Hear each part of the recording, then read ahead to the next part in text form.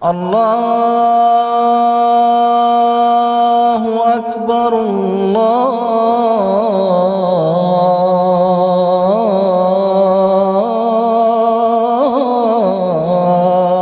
اکبر۔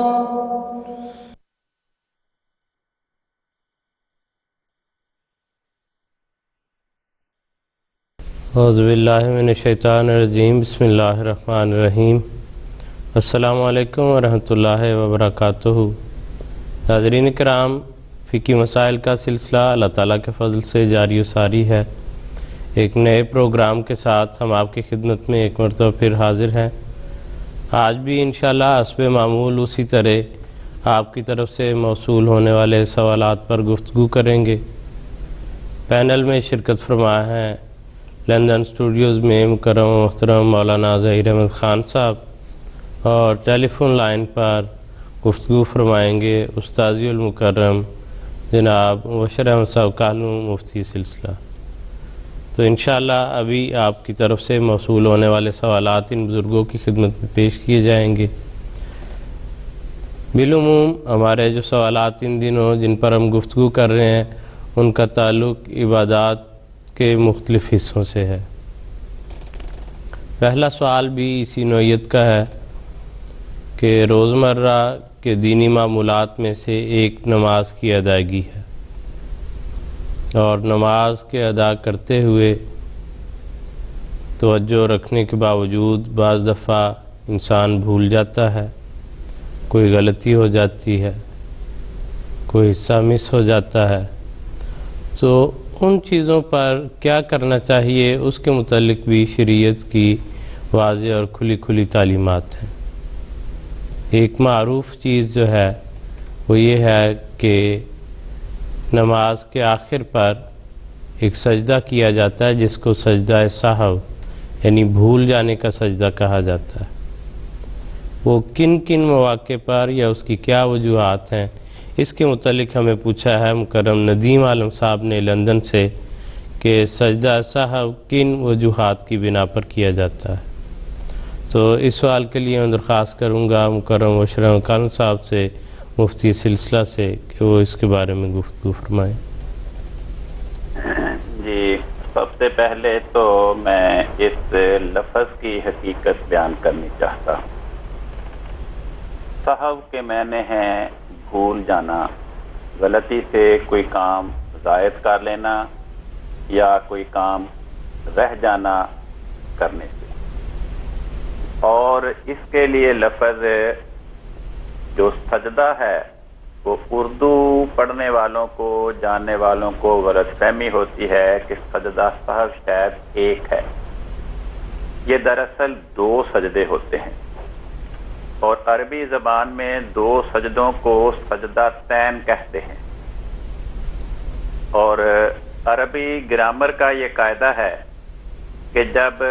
سجدہ تین کے لفظ کو سہو کے ساتھ ملاتے ہیں تو سجدہ تین کے لفظ میں جو نون ہے وہ نون گر جاتا ہے،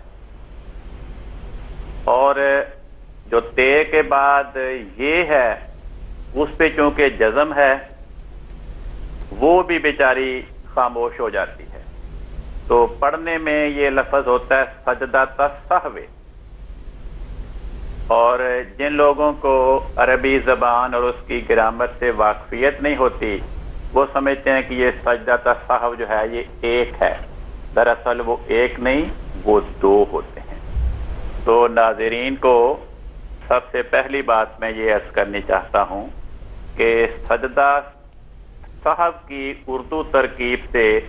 یہ غلط فہمی کسی کے ذہن میں نہیں ہونی چاہیے کہ یہ ایک سجدہ ہے، وہ دو سجدے۔ اب رہ گئی یہ بات کہ سہو کے یہ دو سجدے کب ہوتے ہیں اور کب نہیں ہوتے۔ بات یہ ہے کہ نماز کے تین اہم حصے ہیں۔ بعض حصے نماز کے فرائض کہلاتے ہیں اور بعض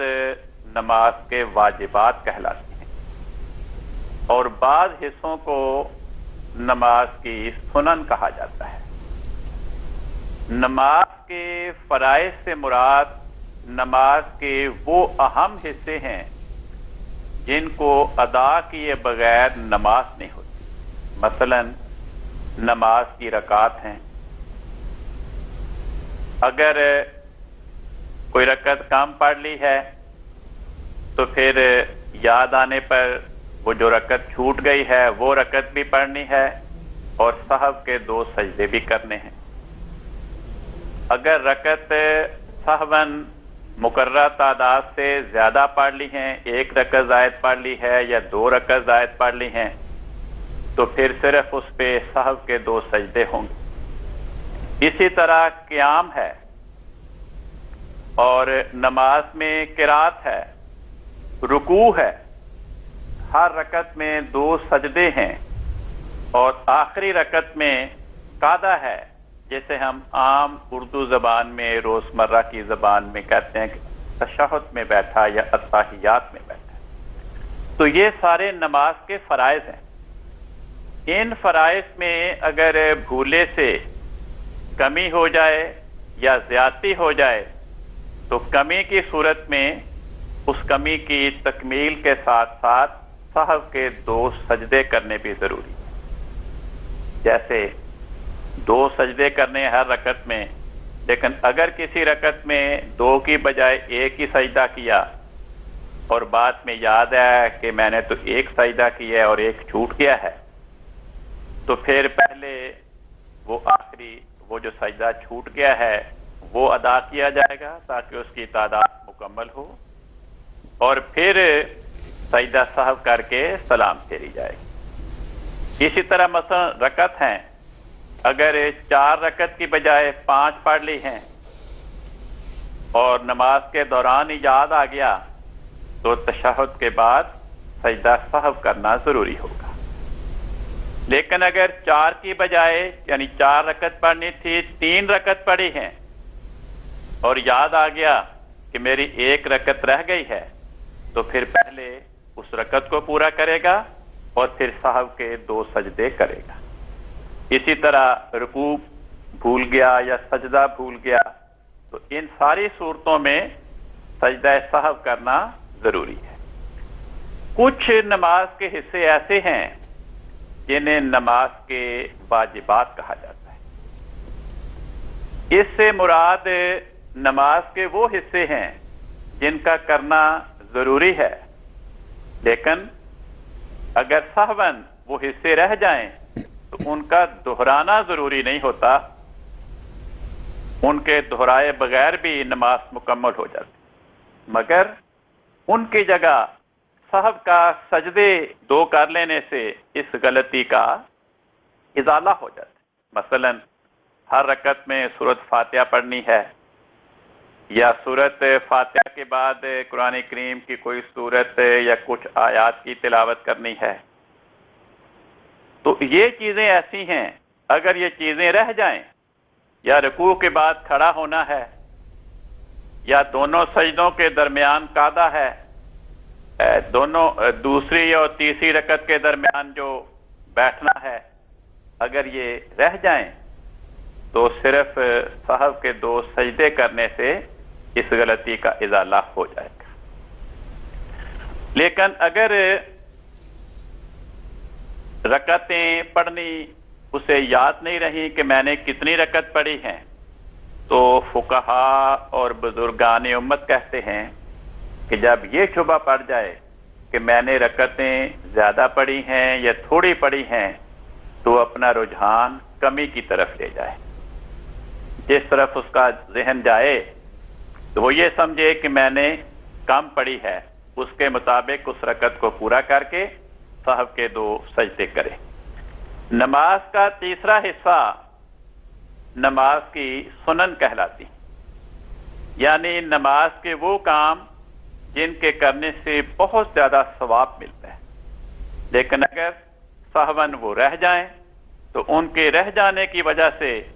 سہو کے 2 سجدے کرنے کی بھی ضرورت نہیں ہوتی. مثلا رکوع میں جاتے وقت اللہ اکبر کہنا، رکوع سے اٹھتے وقت سمع اللہ لمن حمدہ کہنا، مقتدی ہونے کی صورت میں ربنا لک الحمد کہنا، اور اگر وہ تنہا نماز پڑھ رہا ہو تو یہ دونوں کلمات نماز میں کہنا، سجدے میں جاتے ہوئے اللہ اکبر کہنا، سجدے کی تسبیحات، تشہد کے بعد درود شریف پڑھنا، یہ تمام امور جو ہیں یہ نماز کی سنن کہلاتے ہیں اور ان کا بجا لانا ضروری ہے۔ لیکن اگر یہ سہون رہ جائیں تو اس پہ سجدہ سہو کی ضرورت نہیں ہے۔ جی ٹھیک ہے، کل صاحب بہت شکریہ، جزاکم اللہ کہ آپ نے تفصیل سے اس کی جو بھی مختلف حالتیں ہو سکتی ہیں اور جو اس کی تفصیل ہے کہ فرائض ہیں یا واجبات ہیں یا سنن ہیں، ان تمام حصوں کو بیان کر دیا، اور امید ہے کہ ہمارے ناظرین کو اس سے ضرور جو ہے وہ سمجھنے میں مدد ملے گی۔ اگلا سوال آپ کی خدمت میں پیش کرنا چاہتا ہوں۔ طاہرہ جبین صاحبہ نے سیال کوٹ سے ہمیں یہ پوچھا ہے، وہ کہتی ہیں کہ اگر فجر کی اذان ہو جائے اور اس دوران جماعت میں ابھی کچھ وقت رہتا ہو تو کیا اس دوران نوافل پڑھے جا سکتے ہیں؟ نوافل کا وقت جو ہے وہ خاص طور پہ فجر سے پہلے ہے، تہجد وغیرہ، لیکن جب فجر کی اذان ہو جائے، یا یوں کہنا چاہیے کہ فجر کا وقت شروع ہو جائے، نماز فجر کا وقت شروع ہو جائے، تو پھر اس کے بعد 2 رکعت سنت اور 2 رکعت فرض کے علاوہ سورج طلوع ہونے تک اور کسی نوافل کی اجازت نہیں ہے۔ احادیث میں بھی آتا ہے کہ حضور صلی اللہ علیہ وسلم نماز فجر کی ادائیگی کے بعد تشریف لے جا رہے تھے تو حضور نے کسی کو نماز پڑھتے دیکھا، تو حضور پوچھا کہ کیا پڑھ رہا ہے، تو حضور نے ساتھ یہ ہدایت فرمائی کہ اس وقت تو 2 فرض کے علاوہ اور کوئی نماز نہیں ہے۔ حضرت مسیح موعود علیہ السلام نے بھی اس موضوع کو بیان فرمایا، حضور کی خدمت میں اسی طرح کا سوال عرض کیا گیا کہ حضور اگر فجر کی اذان ہونے کے بعد کچھ وقت ہو اور اس میں جو 2 گانا فرض ہیں اس کے علاوہ کوئی نوافل پڑھے جا سکتے ہیں، پڑھنے جائز ہیں یا نہیں، تو اس کے جواب میں حضرت صاحب نے جو ارشاد فرمایا اس کے الفاظ یہ ہیں کہ نماز فجر کی اذان کے بعد سورج نکلنے تک 2 رکعت سنت اور 2 رکعت فرض کے سوا اور کوئی نماز نہیں ہے۔ اور یہ جو حضور کا یہ جو ارشاد ہے یا یہ فتویٰ ہے البدر 7 فروری 1907 میں یہ شائع ہوا، تو اس سے بڑی اچھی طرح واضح ہو گیا کہ احادیث میں بھی اس کا ذکر ہے کہ حضور صلی اللہ علیہ وسلم نے فرمایا کہ نوافل اس وقت نہیں پڑھے جا سکتے، 2 رکعت فرض اور 2 رکعت سنت کی ادائیگی کے علاوہ اور نوافل نہیں، اور یہی فتویٰ حضرت مسیح موعود علیہ السلام نے ارشاد فرمایا۔ ٹھیک ہے خان صاحب، بہت شکریہ، جزاک اللہ۔ کل سے اگلا سوال ہمارا زکوٰۃ سے تعلق رکھتا ہے۔ کسی دوست نے یہ بھجوایا، وہ کہتے ہیں کیا رہائشی مکان پر زکوٰۃ واجب ہوتی ہے؟ بات یہ ہے کہ رہائشی مکانات پر زکوٰۃ واجب نہیں ہوتی، البتہ اگر کوئی شخص مکانات یا خالی پلاٹوں کی خرید و فروخت کا کام کرتا ہے تو اس پر تجارت کا اصول لاگو ہوگا، اس پر یہ اصول لاگو نہیں ہوگا۔ جی ٹھیک ہے، کل سے شکریہ۔ ایک اور دوسرا سوال ہے، وہ آپ سے ابھی آپ لائن پر ہیں تو وہ بھی پوچھنا چاہتا ہوں کیونکہ اس کا اس موضوع سے تعلق نہیں، وہ الگ نماز سے متعلق ایک سوال ہے۔ کسی دوست نے یہ پوچھا کہ کیا نماز بیٹھ کر یا کھڑے ہو کر پڑھنے سے ثواب میں کوئی فرق پڑتا ہے؟ بات یہ ہے کہ اصول یہ ہے کہ رسول پاک صلی اللہ علیہ وسلم نے فرمایا کہ کھڑے ہو کر نماز پڑھنا یہ سب سے افضل ہے، اور جو شخص بغیر کسی وجہ کے، بغیر کسی عذر اور بغیر کسی بیماری کے بیٹھ کر نماز پڑھے گا، اسے کھڑے ہو کر نماز پڑھنے کے ثواب سے نصف ثواب ملے گا، اور جو انسان لیٹ کر نماز پڑھے گا اسے بیٹھ کر نماز پڑھنے کے نسبت نصف ثواب ملے گا۔ تو یہ ہے عام اصول۔ باقی رہ گئی بیماری کی حالت، تو ایک صحابی بیان کرتے ہیں کہ مجھے تکلیف تھی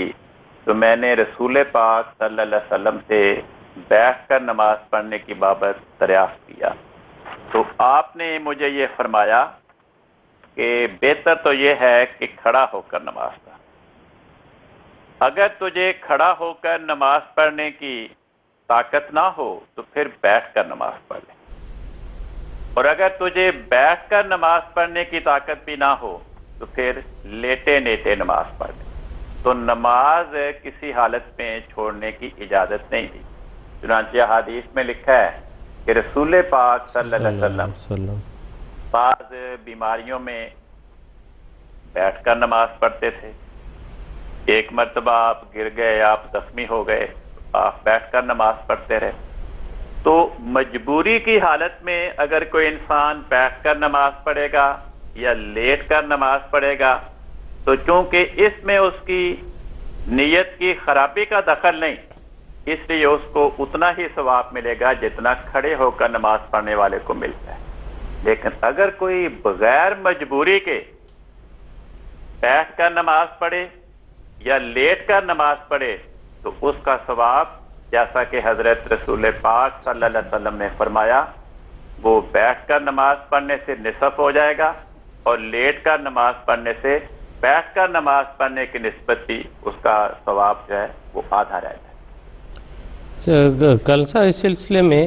فرائض اور سنتیں اور نوافل جو ہیں ان کی ادائیگی میں بھی کوئی تفصیل ملتی ہے یا کوئی فرق ملتا ہے؟ بات یہ ہے کہ اصل چیز تو فرائض کی ہے، باقی جس کو ہم سنت کہتے ہیں یا نفل کہتے ہیں یا وطر کہتے ہیں، یہ تمام قسمیں جو ہیں یہ دراصل نوافل ہیں، اور ان کی اہمیت کی کمی بیشی کے لحاظ سے حنفی فقہ والوں نے اس کے یہ نام رکھ دیے کہ یہ واجب ہے، یہ نفل ہے، یہ سنت ہے، یہ سنت موقدہ ہے، یہ سنت غیر موقدہ ہے۔ تو مثلا رسول پاک صلی اللہ علیہ وسلم کے بارے میں آتا ہے کہ آپ سوائے اس کے کہ بیمار تھے یا زخمی تھے تو آپ نے بیٹھ کر نماز پڑھی فرض، ورنہ آپ فرضوں کی نماز کھڑے ہو کر پڑھتے تھے۔ لیکن نوافل کے بارے میں حضرت عائشہ رضی اللہ عنہا بیان کرتی ہیں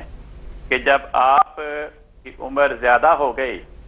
اور بڑھاپے میں جسم میں کمزوری کے آثار پیدا ہوئے تو آپ تہجد کے جو نوافل پڑھا کرتے تھے ان میں آپ بیٹھ کر پڑھتے تھے، جب آپ رکوع کے قریب پہنچتے تو پھر آپ بیٹھے بیٹھے کھڑے ہو جاتے تھے، اور 30 آیتیں یا 40 آیات کی تلاوت کھڑے ہو کر کرتے، پھر رکوع میں جاتے، پھر سجدے کرنے کے بعد پھر بیٹھ کر آپ سورۃ فاتحہ پڑھتے اور آگے قرآن کریم کی تلاوت کرتے، پھر جب رکوع کا موقع آتا آپ پھر بیٹھے بیٹھے کھڑے ہو جاتے۔ تو یہ جب آپ پر بڑھاپے کا زمانہ آیا، بڑی عمر ہو گئی، جسم میں کمزوری کے آثار پیدا ہوئے، تو نوافل میں آپ یہ طریق اختیار کرتے تھے کہ آپ بعض اوقات بیٹھ جاتے تھے، ورنہ عام روٹین میں آپ فرائض بھی اور نوافل بھی وہ کھڑے ہو کر ہی پڑھا کرتے تھے۔ جی ٹھیک ہے، کل صاحب بہت شکریہ، جزاکم اللہ احسن الجزاء، اپنے تفصیل سے اور لحاظ سے بیان فرما دیا ہے۔ حضرت اگلا سوال ہمیں یہ کینیڈا سے صفیہ جلیل صاحبہ نے پوچھا ہے، وہ کہتی ہیں کہ عورتوں کو اپنے مخصوص ایام میں قرآن کی تلاوت کی اجازت تو نہیں ہے، کیا وہ عربی کی دعائیں پڑھ سکتی ہیں؟ بات یہ ہے کہ اپنی زبان میں دعائیں کرنے میں کوئی حرج نہیں ہے، اور جس کی جو بھی زبان ہوگی اس میں وہ دعائیں کر سکتا ہے۔ اگر کسی کی عربی زبان ہے تو عربی میں کر لیتا ہے، کسی اردو ہے تو اردو میں کر لیتا ہے۔ تو اس لیے عربی دعائیں جو ہیں جو قرآن کریم کی نہیں ہیں، احادیث میں بیان ہوئی ہیں یا اسی طرح کے اور کلمات ہیں ایسے، تو ان کو پڑھنے میں کوئی حرج نہیں ہے۔ اور حضرت ہمارے موجودہ امام حضرت خلیفۃ المسیح خامس سیدہ اللہ تعالیٰ بن نصر العزیز کی خدمت میں ایک اسی قسم کا سوال پوچھا گیا، جس پہ حضور نے اپنے مکتوب جو 2010 کا ہے اس میں جو جواب بھجوایا وہ میں پڑھ دیتا ہوں، اس میں بڑا جامع و مانع وہ جواب ہے۔ ضرور اس میں حضور فرماتے ہیں کہ دعائیں تو جو بھی اپنی زبان میں کوئی پڑھ سکے وہ پڑھے، اس میں کوئی حرج نہیں،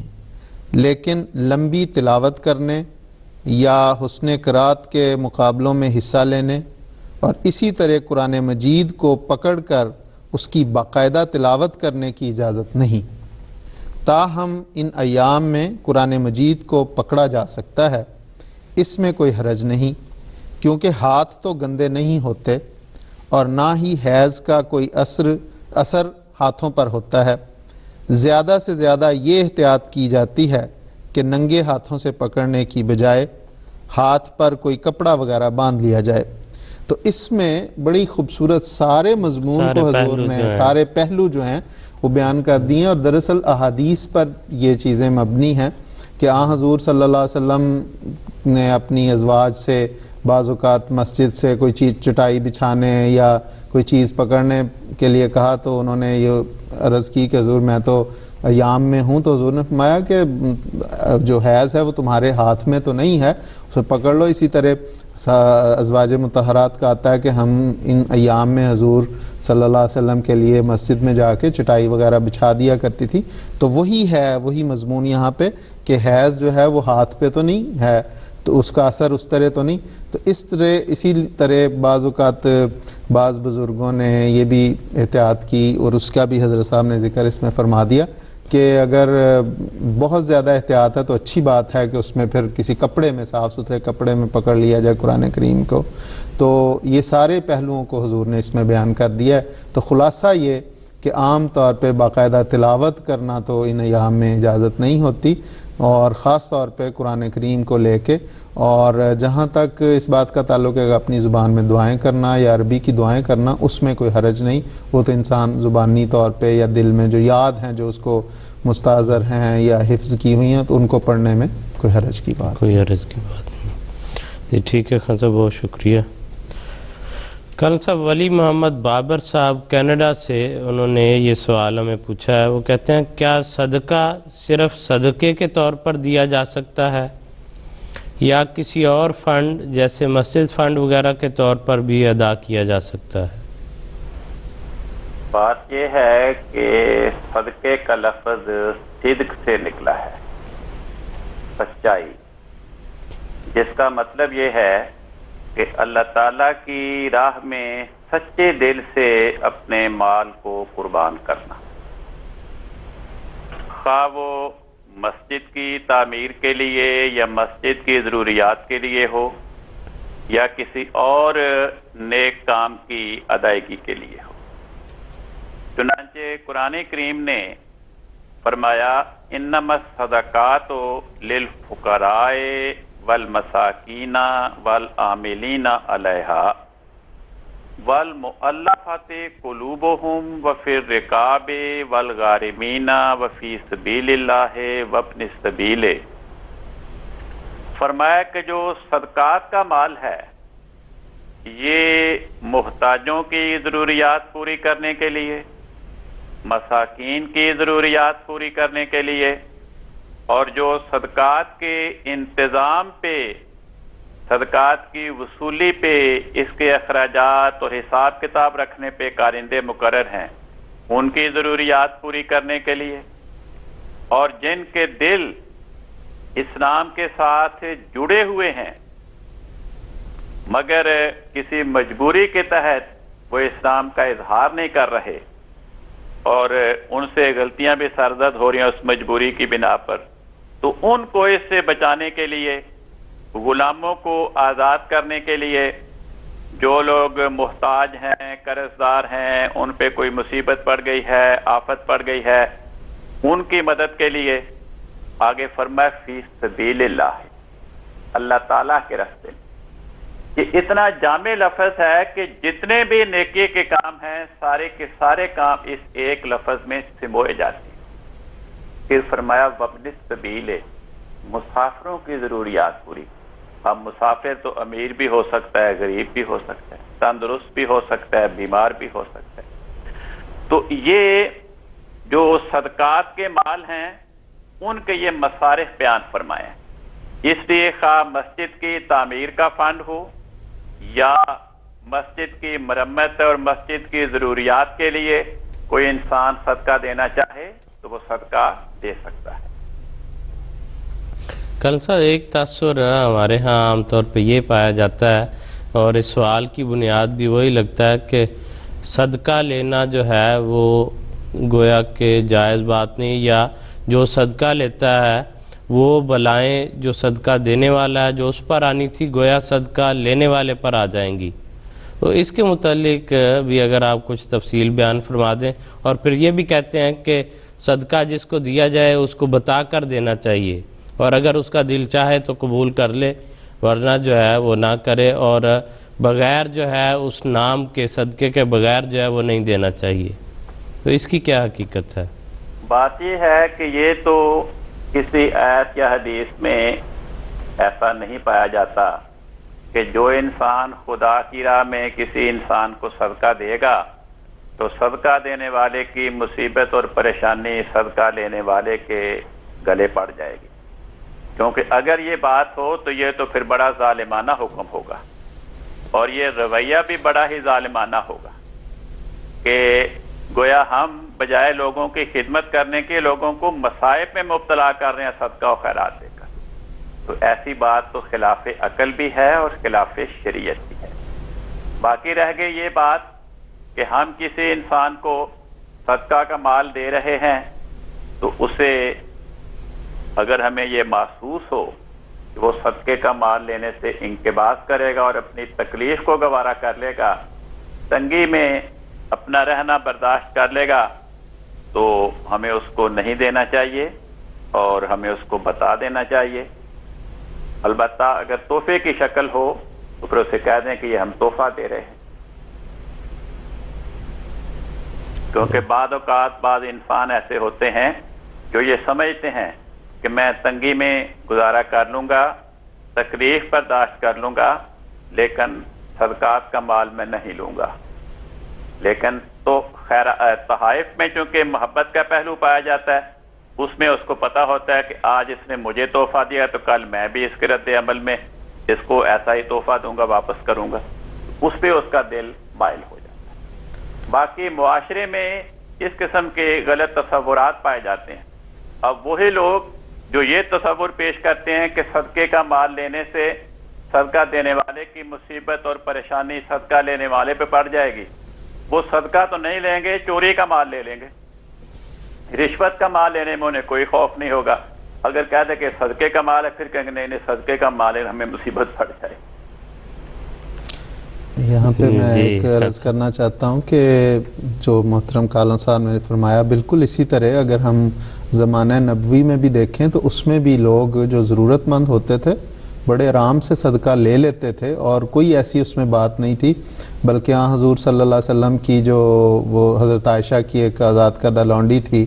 اس کو بھی اس کے گھر میں صدقے کا گوشت پک رہا تھا تو حضور تشریف لائے، خوشبو آئی تو حضور نے پوچھا کہ کیا ہے، تو انہوں نے بتایا کہ یہ ہے لیکن صدقہ ہے، تو حضور نے فرمایا صدقہ تمہارے لیے، ہمیں تم پیش کرو گی تو وہ تحفہ ہے۔ تو اس قسم کا جو تاثر ہے یا یہ تصور ہے یہ بالکل لغو اور غلط بات ہے، کوئی نہ بلائیں دوسرے پہ منتقل ہوتی ہیں، اور اس میں بھی کوئی حرج کی بات نہیں ہے کہ اگر کوئی ضرورت مند ہے تو اسے اگر وہ سمجھتا ہے تو اسے صدقہ استعمال کرنے میں کوئی حرج کوئی محسوس نہیں ہونا چاہیے، اور نہ ہی اس سے کہ جس چیز پر وہ صدقے کا لیبل لگ جائے کہ وہ چیز بذات ہی خراب ہو جاتی ہے، جیسے کہ آپ نے یہ سنت نبوی سے یہ واقعہ سنایا کہ حضور نے بڑے پیارے انداز میں فرما دیا کہ ہاں اگر ان کے لیے صدقہ ہے تو ہمارے لیے یہ تحفہ ہے۔ تو خضا اس پیاری سی تشریح کے ساتھ ہم اپنے پروگرام کے اختتام کو پہنچ رہے ہیں۔ اگلے ہفتے انشاءاللہ نئے سوالات کے ساتھ آپ کی خدمت میں دوبارہ حاضر ہوں گے۔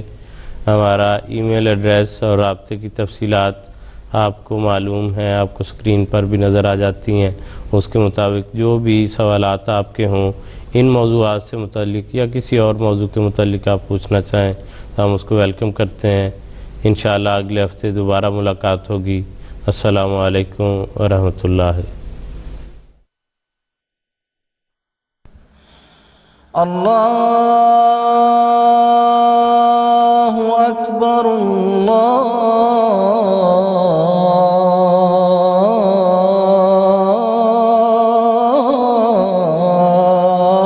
أكبر